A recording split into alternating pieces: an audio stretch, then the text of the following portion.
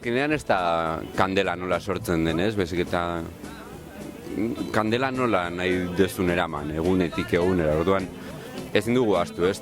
Negozioa edo lana ogibidea dela taberna, baina ezin da ahaztu, bai, ezin dela hortara mugatu. Bezeroak ere sentitu behar du parte direla, zeo zerren parte, ez? O jolas baten parte edo proposamen horren parte direla.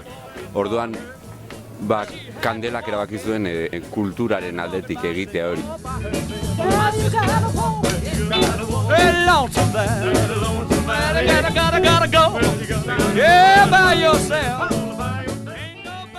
Berbenir politikaren inguruan pixka bat. Bai, beti jendea etorri da onera, ez? Eta hori beti izan da lan polita eta lan erreza. Jendea beti egon da hor. Bai, erakusketak egiteko edo kontzertuak egiteko eta proposamen handiak egin dute hemen, ez? Ez pixka bat guztion artean egiten dela kandela. Retroalimentatu egiten dira, ez? Bat bestea zuk eskintzen duzu, orduan jendea etortzen da, eta jendeak ere eskaini egiten dizu, orduan badakazu nondik tira. Ez, gurpilo horri bueltak ematen jarraitzeko.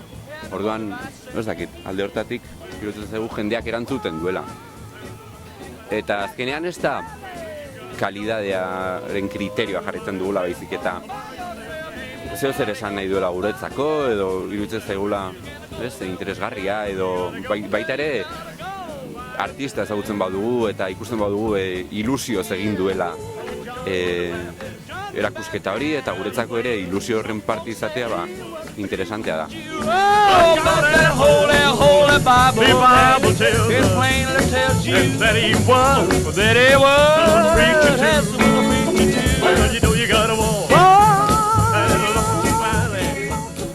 Beti behar dira, ez horrelako gauza gehiago.